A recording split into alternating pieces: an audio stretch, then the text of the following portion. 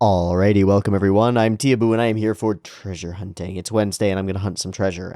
There are plenty of other things that I should or could be doing today, but it's kind of on the edge of doing nothing today, and I'd rather do something than nothing. And so this is the something that I'm going to do. The next thing that is on the docket for our treasure hunting, having just finished The Legend of Heroes Sen no Kiseki, which I thought was not as bad as it's been rated, but still pretty bad, and Rogo ni Sonaite Isekai the Itmanmai no Kinka wo Tamemasu, which I thought was way worse than it's rated and super boring. Next up is Benriya Saitou-san, Isekai ni Iku, Handyman Saitou in Another World. I've heard good things about this. I haven't heard a lot of things. I've just heard a few, and they were good. This is the kind of thing that I would totally just devour as a manga really fast. I assume that it's from a manga. It's from a web manga. That I would just devour as a manga really quickly and then forget about completely. Sort of like Goblin Slayer, where I would never watch that as an anime again. It just wastes so much time, and I could just churn through it as a manga and just be done with it and see what interesting things the story has to offer. That said, character designs are interesting. Story stuff has some things that might be relevant to my life and the people around me's lives and experience and things like that in general. Let me pull up the promo art so that you can take a gander at what we're looking at. So first off, we're coming out of Studio C2C, who has done what Shangri-La Frontier, Edomai Elf, Saitou-san. That looks like it's slime related. Something about Hockey Girls. I think that's Hockey Girls. Pride of Orange. Okay. Something Jikon Des. Something about magic. Harukana Receive, which is volleyball, but beach girls.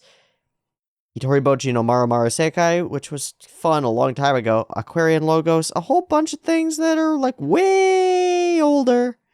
And so I don't know. I just don't know. When we look at the promo art of the actual thing, first we got some art from the manga, it's cute. It's fine. It's solid. The artist can draw things better than I can do. This is my drawing of the day. I don't know what the fuck that is. I don't know. I've been playing with eyes, and those are chains. I was that I can explain. I can explain the chains really easily. I was listening to Dio all day. I've been listening to Dio all day. It's the only I will attribute the fact that I am out of bed right now to Ronnie James Dio screaming at me, and one of the things he was screaming at me about was Egypt. The chains are on. So. Chains, but then I broke the chain with a thing, and I don't know what that thing turned into. It's it's weird, and that's eyes, and I've been having fun with that portion. Been having fun with eyes and drawing eye. You can actually see this is on a piece of note paper that I was doing. So I've been doing this sort of thing. I'm just drawing eyes, and I'm creating different shapes first out of crossed lines, and then utilizing those to determine like where would that eye be and how would it be looking if it were looking in that way, sort of as something of like studies. It's sort of like studies. I did one earlier. See these are you can see the horrifying rabbit in the bottom trying to fight you over there. That's like the face of like a tiger thing and a bunch of like little mouths. These are all studies out of a book of acting for animators or art for animators. And then you've got a similar situation. This ended up becoming like an Oni, like a multi-dimensional fractaloid Oni.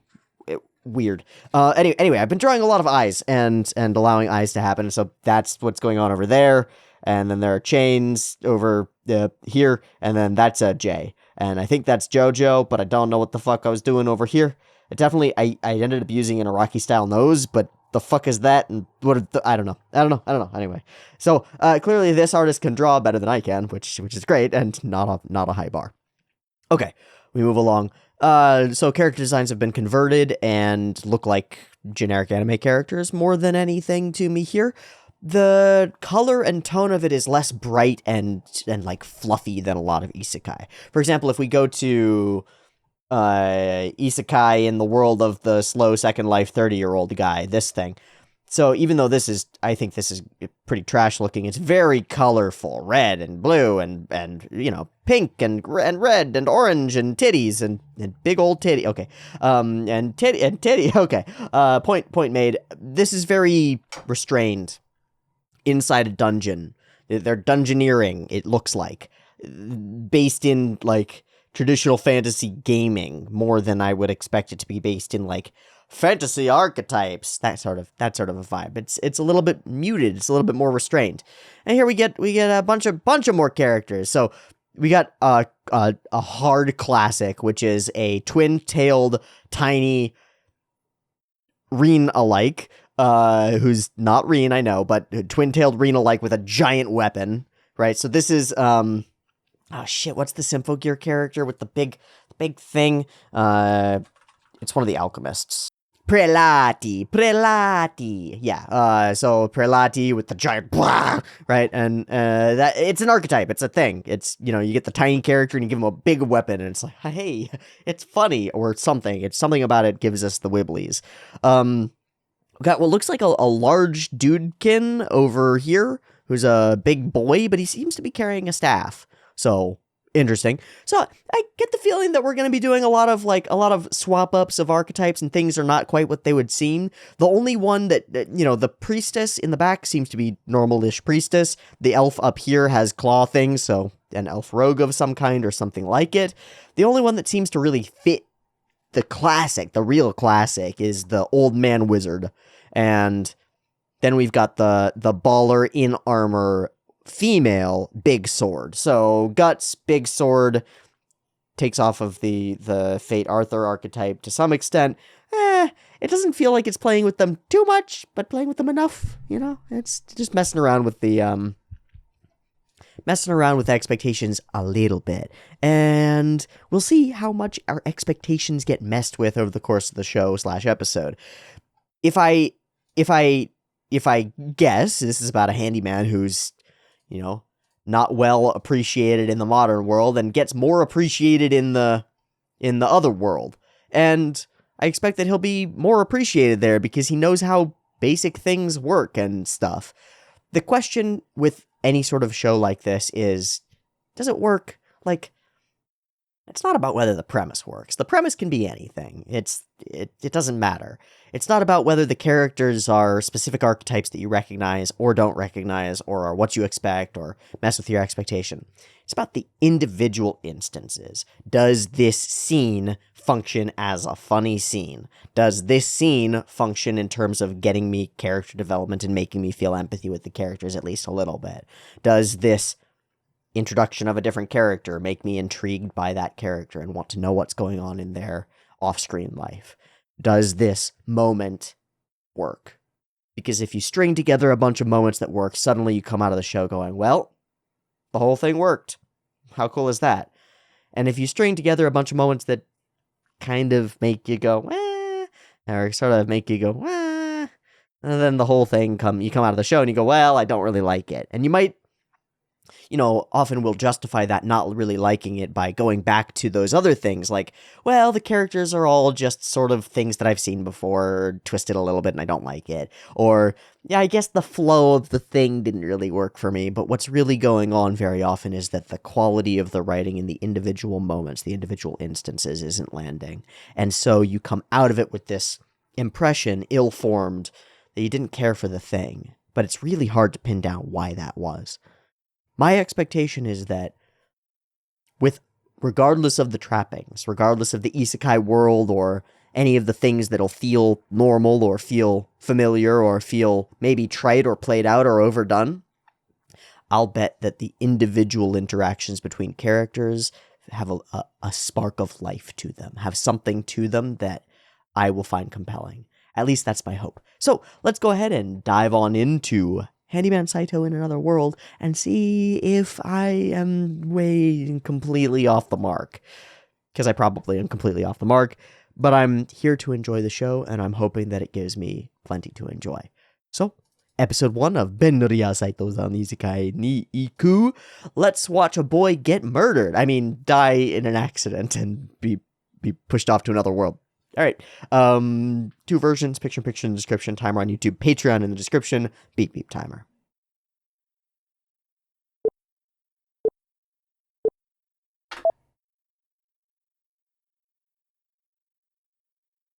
Ah, ratchets, click. Oh, hi. So we're starting in Media Race, and he's already here. Yes, you pop the hinges off. My magic toolkit. Oh.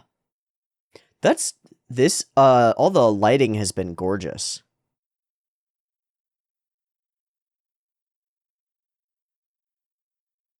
You need a, yeah. No. You need a rake and a torsion wrench. Ah! I don't know that much about lockpicking, but I know enough to know that... Yes, always. A party without a rogue is a failure. Nice. Ho ho ho. Yarucha. Oh. Oh yeah, I'd imagine. Actually, maybe you don't need a rake because it's such a simple lock. No! Sure it is.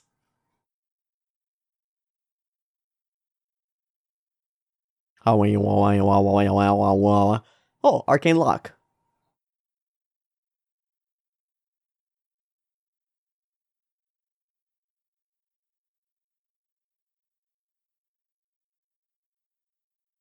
I really like that.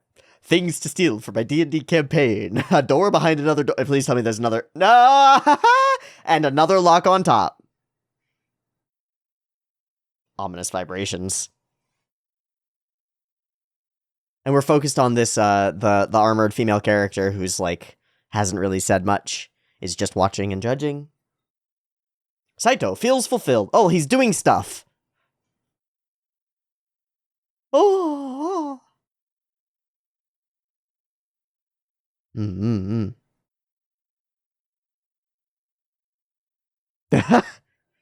Hey? Hey? Mm-hmm. Mm-hmm. No. Fuck off. I had to drive here. I wasted an entire hour.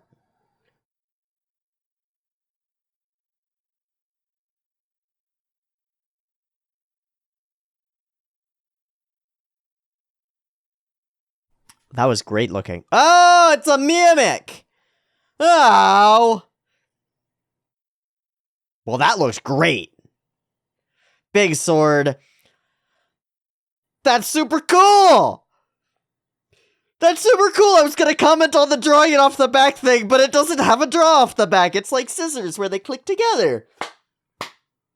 That's fucking cool. That's fucking cool.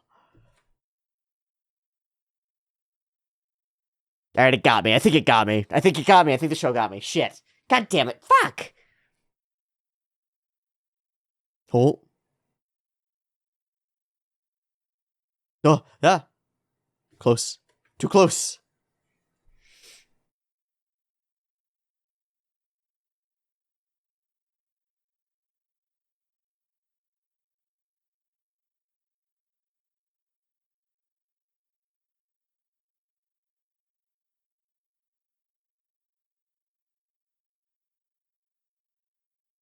Wonder why she's so self-conscious about having her armor off.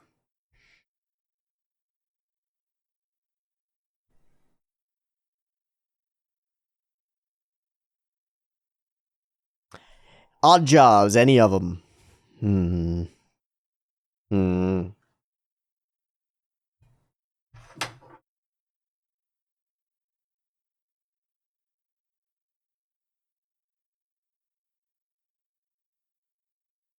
It's like the most dog name. Most normal dog name in so it's the Scar.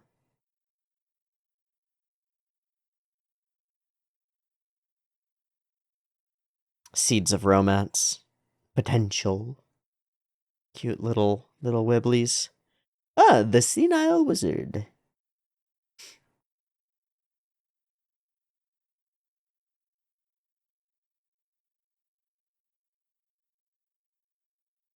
Morlock. That's a good wizard name. Yeah, he's like level 2. Holy shit!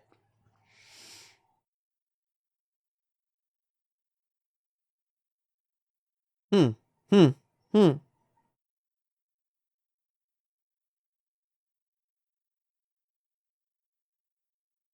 Hmm.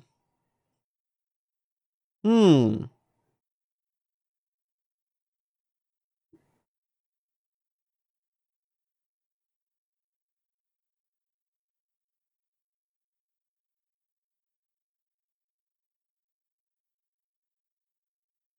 Ah.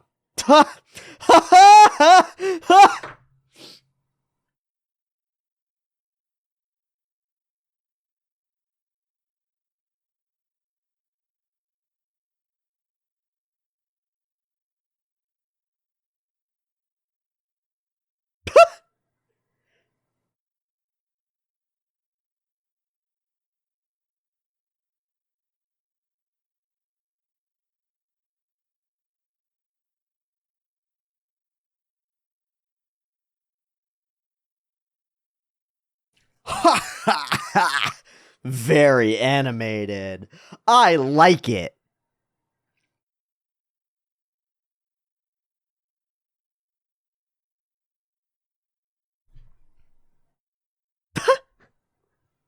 Uh.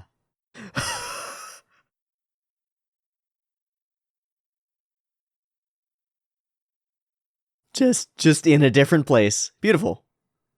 So yeah, I could see these being quick manga panels, but I don't mind it. The individual writing of the individual instances is good, and then they're selling it with the animation.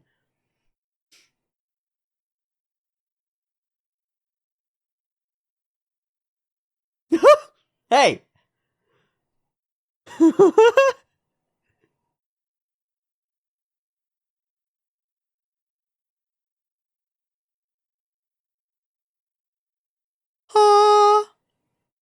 Hmm.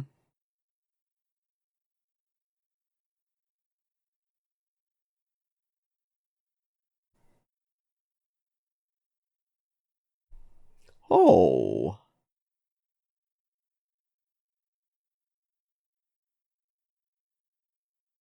Wow.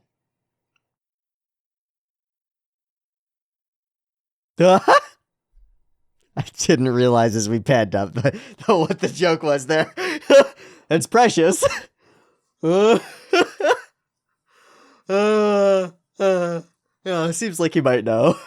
Oh, the miserly fairy. Carrying the gold, huh? Divine magician. La Fan Pan.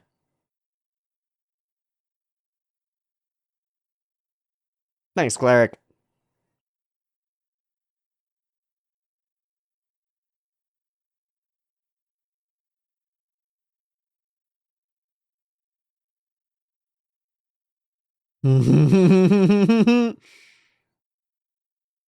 Loves the gold. that's yeah, that's gonna be big. Hmm?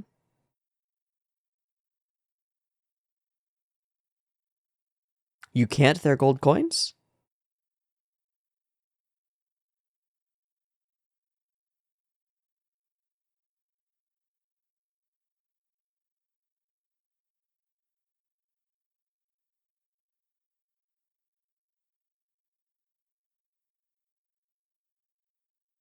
Hmm.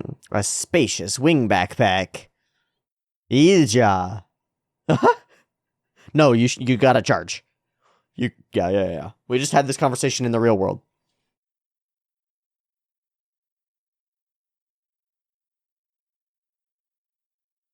Hmm. Money.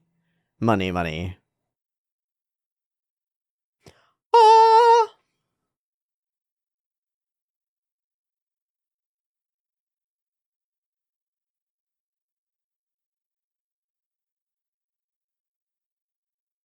The origin of units. Units of measure? Or units of what?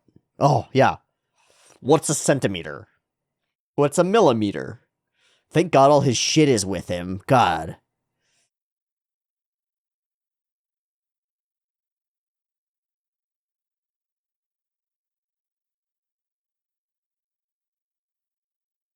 Which is what? A hand span? A fruit size? Like. Thank you, please do. You were there at the... I was there when they were written.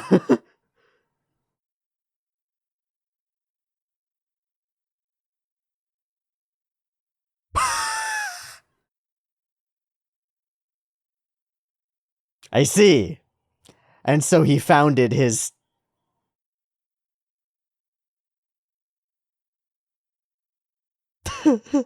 and he founded their system of weights and measures.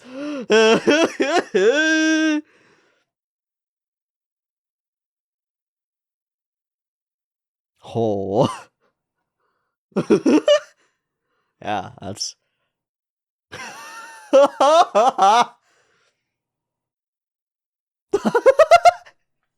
That's a great gag. The dwarf magician, who is not here. Hi. You sure are.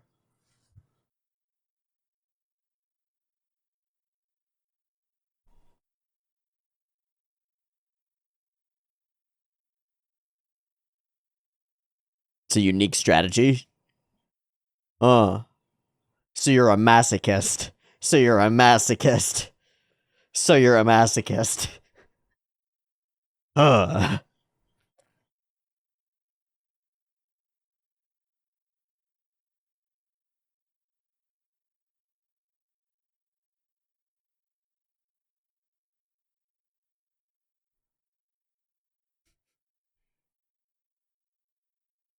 What's going on in there, man? Ah, I see. I see. A side of justice and softness. Yeah. That reminds me of the vibe of Isekai Shokudo. Ding, right there. And so same with these little micro stories that we're doing. Although I'm sure that will change as we move along.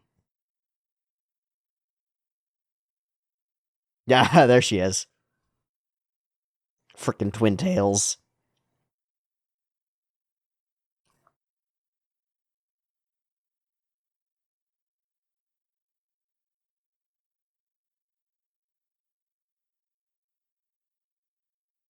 Yeah. Reversal, of course. Hurrah! Yep, mega strong. Draconic dress? That's rad as balls. Bazaka! Bazaka! That's really cute. That's also really cute.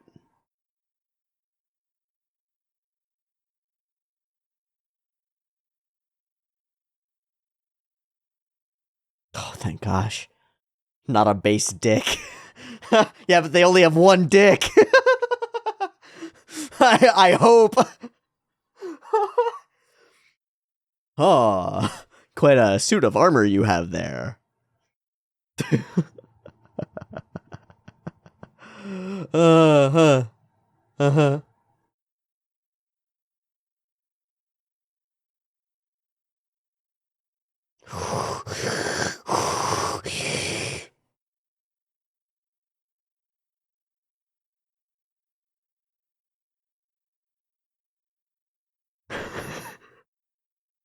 How did you recognize me? Impossible. The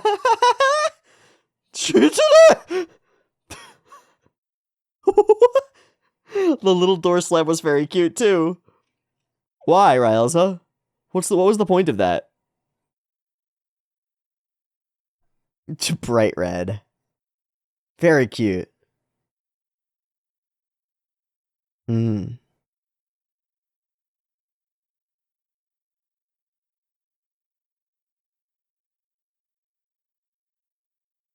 +1.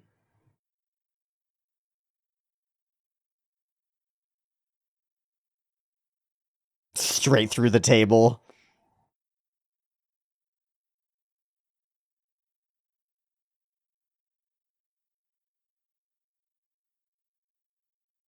Son of a bitch.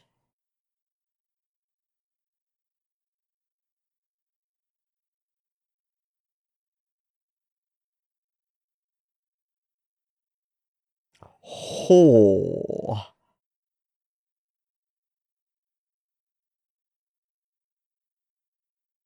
Hmm. Not such a pushover after all. Alright, Raelza, what are you doing out there?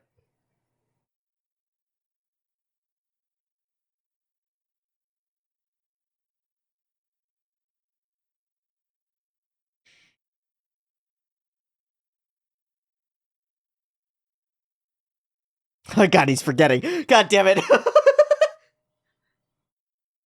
Fence? Yeah.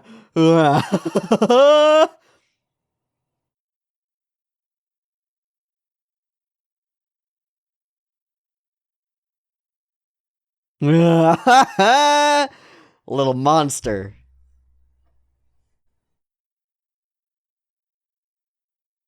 Who is that voice actress, I wonder?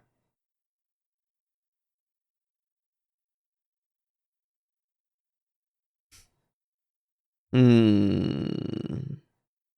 Can't fight.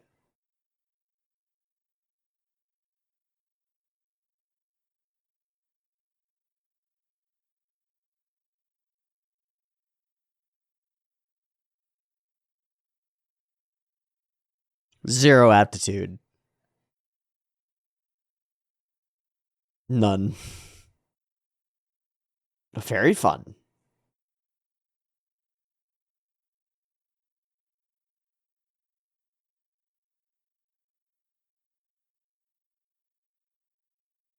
Hmm.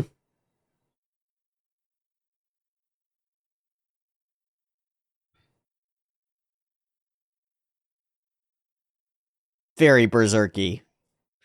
Very berserky. The big camera swing. Yeah, very berserky. I'm gonna guess that these are kobolds or something like it.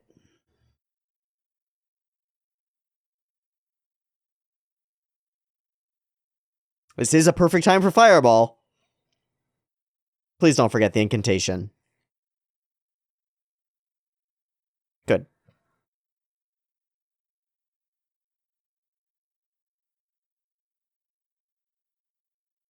Nope, god damn it!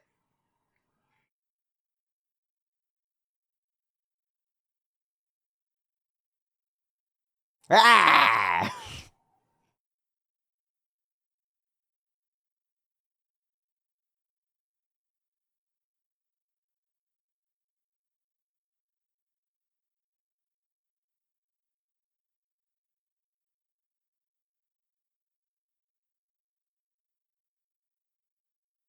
There's like 5 cuts. Cut, cut, cut, cut, cut. Nice. Give him the high five, dude. Give him the high five. Yeah.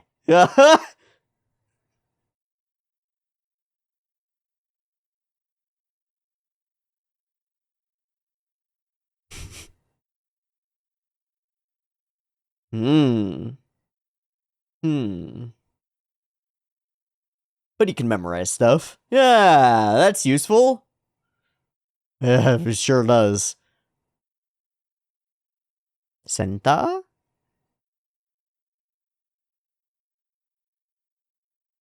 What's Senta? Ah, handyman and magician's assistant. That's deep. How'd you end up here? You're probably wondering, oh, that's a broken leg.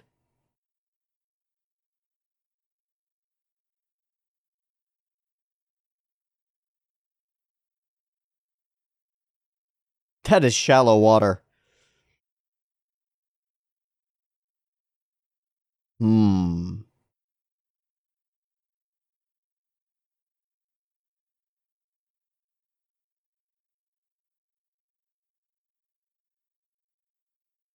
Nice. Mm-hmm.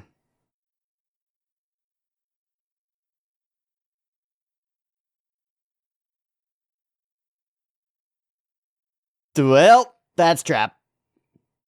That's trap. That's a good trap. It's an unexpected trap.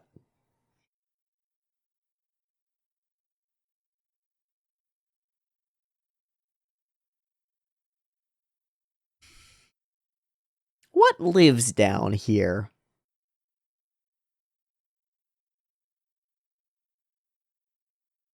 Yeah, that means it's not just broken, man. It's bad. Oh, yeah, that's bad.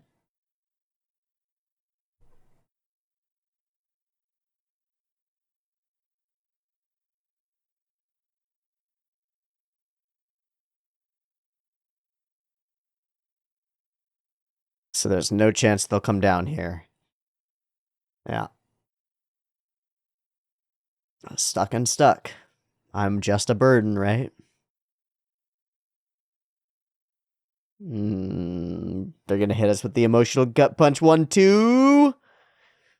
Hit me with the 1-2 punch.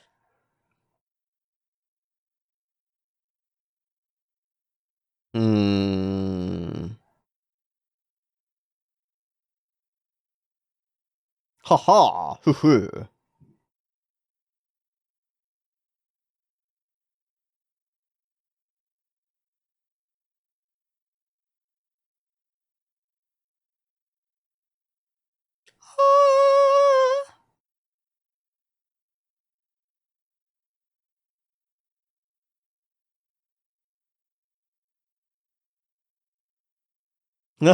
Yeah, they suck. Oh, very useful. The magic shining tube of power. Yes, indeed.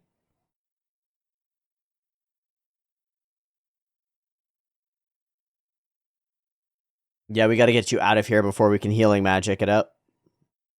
Oh, oh, but I suspected. Oh, fulfilled, eh? Hi, hi.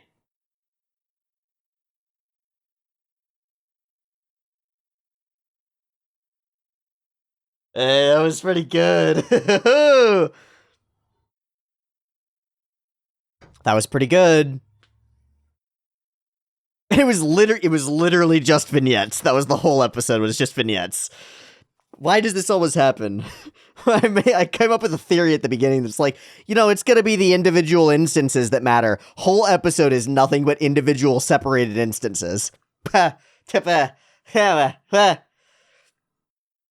Good. Good.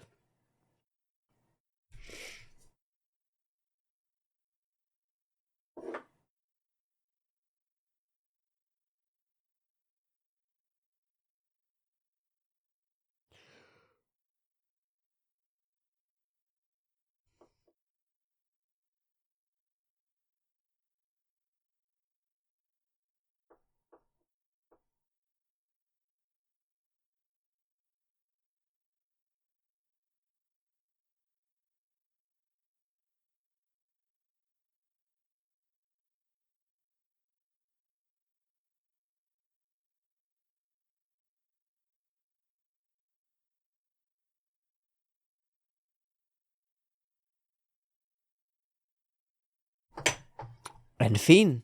Okay. Well, that was a whirlwind of 20. I mean, really, there's no OP. It's just the ED, so it's 22 minutes flat, 22 minutes and 10 seconds. The intertitle cards are cute. The individual characterization moments, which is the whole of the first half of the episode, which are just moments that demonstrate this is a character, here's their name, this is what they do, this is what they're about, and does some element of characterization for them. The wizard forgets his incantations. The fairy is not generous but greedy. And the strong and sturdy fighter in armor is reluctant to take her helmet off, potentially because she's self-conscious about her scar. Ding, ding, ding, ding, ding, ding, ding, all the way through, including characters that we don't meet over the course of the thing. The dwarf, for example. Each one with a bit of heart and characterization that's like it's the piece that you only learn about a D&D character after playing with them or watching them play for like 5 or 6 sessions. That piece that you only learn about them then is the piece that is introduced to us immediately about the character, and that gives us this feeling of rapid character development, of rapidly fleshing them all out.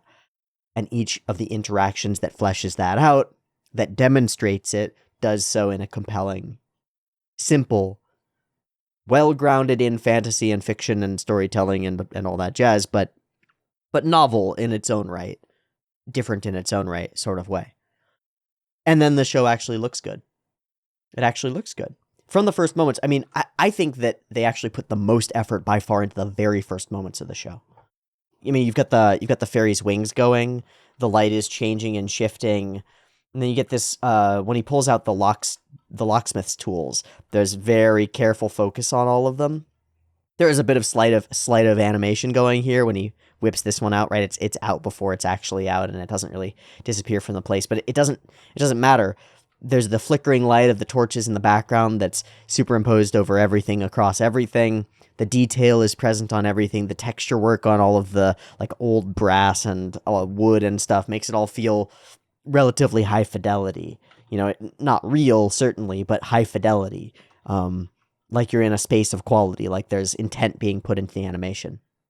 And all of that with the how do I put it? They're sort of fuzzy shading style. So when you look at Morlock's robes, for example, the shaded bits to me don't feel like they've been Ganga drawn out, like they have hard lines around them, but instead are blocks of slightly fuzzy shadow placed over everything, which gives everything a slightly more naturalistic feel. And sort of as we were discussing before we got into it, leads to that sort of realism feel where it's not isekai colors. That's what I mean by realism. I don't mean realism. Obviously, that's a wizard and that's a fairy, right? We're not talking about reality here. But it's not isekai colored either. It's not bright and shiny and colorful. Wow, we're in a fantasy world. It's like, this is a world. And there are dungeons in it. And there are people in it who go into the dungeons. They fight. Even the childish character with the big axe, right? The axe is kind of broken and chipped, and the character's garb is cool and interesting, but dark and realistic to some extent, right? Adventurers in dungeons, probably if you were going adventuring in a dungeon, you'd want dark, shadowy colored clothing, as opposed to like, I'm gonna wear bright green and blue, and I'm gonna be a bard in the dungeon, and all the zombies will know exactly where I am at all times as I sing out. Right, man. Yeah, you do that. Clickety-clack on the stuff, and the difference between that and the current world, how gratitude changes immediately when money comes into the picture. So this is something that my father and I dealt with continuously, because my father is a craftsman, and it feels odd to call him a handyman because he's got specific and explicit training in like fine craftsmanship, woodworking, can build cabinets, no problem, and it's not easy to build good cabinets. And I don't just mean to build a box, because building a box is one thing, and I've done that a few times, in part as challenges from him, like, here's some wood, build a box, have fun. A box is one thing. You've got a little bit of room for error when you're building fine mitered cabinetry, where like all the joints and seams have to fit together perfectly. If you've ever owned a cabinet that doesn't quite fit together perfectly, the drawers don't work, and the doors don't work, and the whole thing doesn't work, because it's all got to be perfect. And if you've ever owned or been in an antique shop and seen really high quality cabinet work, or a really high quality chest of drawers, everything is perfect. And I mean beyond perfect. And the choice of materials for the wood is as perfect as it can be. And the hinges are excellent, and they're aligned perfectly, and everything is to extreme precision, and it has to be. That was the kind of stuff that my dad loved doing, but he did everything. In the same way that Saitou expresses that he does everything, my father did everything, from installing doors to changing drywall, to remodeling whole bathrooms, to building out additions to houses, and he did it all himself without contracting out to anyone, because he's how do I put it? Doesn't trust anyone else to do it properly. Regardless, a common occurrence would be to get a call out to a job site of some kind, and the job would take 10 minutes, and it would take half an hour to drive there, and so my dad would charge for 2 hours, because it's half an hour to drive there, half an hour to drive back, and then the 10 minutes that are spent on it, and those 10 minutes eat a full hour where he can't be somewhere else, charging money somewhere else. And the work gets done, and the individual would be totally happy paying that hour's price for the work that gets done. But to pay that hour's price for 10 minutes of work, now they feel like you're cheating them. And now they see the opportunity to cheat you. People who work with their hands, people who do crafts, people who sell things all know that this happens constantly. We're greedy, miserly folk. We don't like being parted with our hard-earned or not so hard-earned money. In many instances, oddly, it was the people who had from my perspective, the easiest time earning their funds that were the most loath to part with them. And the most miserly. Which is an interesting occurrence. There's a reason I think that the archetypal miser is wealthy not by the sweat of his own brow, but by that of others. There's a reason for that, I think. I'm not sure what it is, but something about the psychology of it perhaps contributes. But this sequence is where the show grounds itself in our reality. Happy, happy, happy, happy face. Right, big turn. And the argument goes. And that's the difference, is the fulfillment. The scene of the mimic, the actual visual scene of the chomp chomp chomp chomp with the camera panning back and forth wildly is very cool. It's a great representation of it. And it really is the camera pan back and forth wildly, and the outside of framing. So the mimic is bigger than frame, so it's right in front of us, right in front of the camera, bigger than you. Rad. Big stomp forward, so I talk about this all the time. I love foot stomps. I just talked about it in Bocchi the Rock most recently. I'll talk about it in Precure and elsewhere. Boom, big foot stomp. Reach back for the sword, and we turn and we show the way that the sword is anchored is a clickety-clack. Right. It's a little hook thing that clicks and clacks. There are a bunch of videos, you can go and find these all over the place, of very knowledgeable sword boys who love swords and know their swords and talk about swords and make swords and use swords and are involved in historical European martial arts and whatnot, talking about why it is that nobody would ever put a sword on their damn back because it's so stupid and you wouldn't be able to draw it and get just stuck right here because the sword's longer than your arm if it's any good.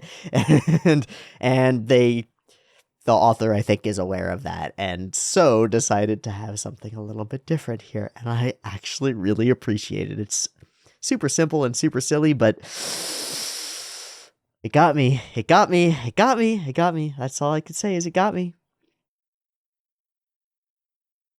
And the little scenes where they actually go in on the animation demonstrate, to my eye, an understanding of both the cost-cutting and corner-cutting measures that are part and parcel to anime, and the ability to generate quality, well-framed, well-formulated animated sequences, all within the auspices of the capacity and comprehension of filmmaking that leads to stuff like this cut downward feeling like it's the part of the same cut as this cut sideways, and this cut sideways, we don't actually have to animate the character as she moves through this slice, right?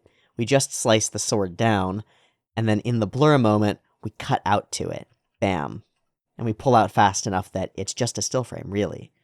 We hold the little aftermath moment as she swoops in. I wonder if that's looks smooth, but it's on threes, right? Still, it's really smooth. And it feels really good. And then the smoke effects are well done, I think. Not like gorgeous hand-animated, beautiful smoke and fire and stuff, but well done, believable, right? It's suspend my disbelief done. Done, easy. Raelza. And we get the helmet off, and she's very cute, but very self-conscious. I think about the scar. She does touch it a little bit later. It's here. She has this unself-conscious moment where she laughs at the name of the dog. Shibamaru, what a strange name. She laughs at the dog and then catches herself.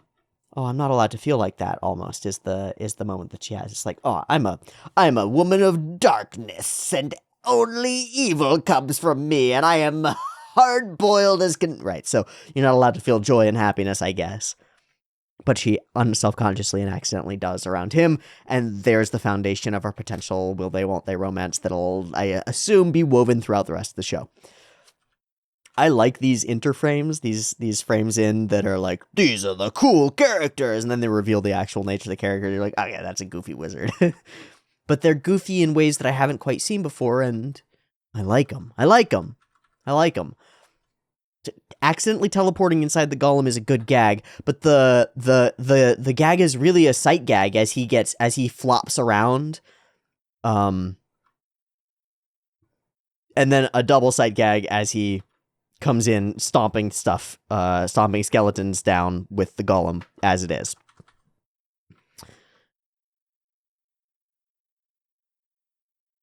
And then there are little bits like this where his walk, run, jog thing forward has immense character to it. It's chock full of silliness in movement, something that you can find throughout. Immediately, the Monty Python walks come to mind. Is people moving in funny ways is funny. It's one of the great visual gags of all time. Is people who walk in ways that you don't expect are funny, especially if they're walking directly towards you, or if they say something silly, turn on their heel, and walk away from you in a silly way. You do that gag and it works. It just works. It works, and you can mess with the walk, and you can really iterate on it and find the funniest walk that you can. But this sort of goofy walk that he does forward, is really lovely. It's really lovely, and I like there are these little sparks that come off of him, like little sweat drops or something.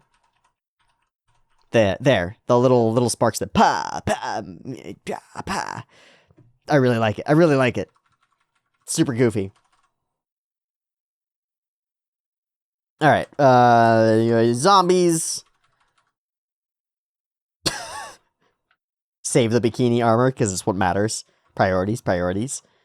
Heal the back, the miserly fairy, so the good cleric, who is actually kind of a monster, and won't heal you unless you pay.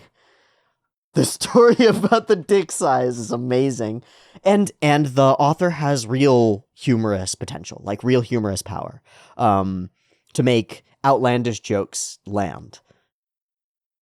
There's no actual etymological significance to the fact that outlandish and landing a joke are the same, but I wish that there was.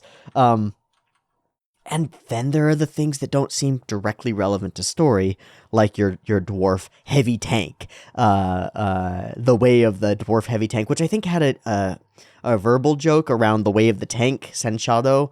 At least I would guess so because of Girls in Panzer. But what a great hard-boiled character, double dwarf shields and stuff, taking damage in order to give damage back, and lover of a cute puppy. Perfect. Or your hard-boiled enchanter and who's a big beefy guy, right? And of course the axe is hers, not his. I really like her skirt. It looks like it's made of scales, and that's rad. That's all I got. That's all I got on that front. The little things like the hands look good. That's not nothing. That's not nothing, man. Oh boy. Not nothing. Not at all. The hands look good. The abacus looks good. The bits and bobs all function together. And the little cleverness of the letters moving like they're pieces of an abacus. I thought at first that they were tumblers in a lock, but no, they're pieces of an abacus. That's clever too. I don't understand what Raelsa is doing here. It's hella armor. It's very funny looking. It's way over the top. way more pieces than it needs. Ha ha ha! What a fool! Ha ha ha! No you.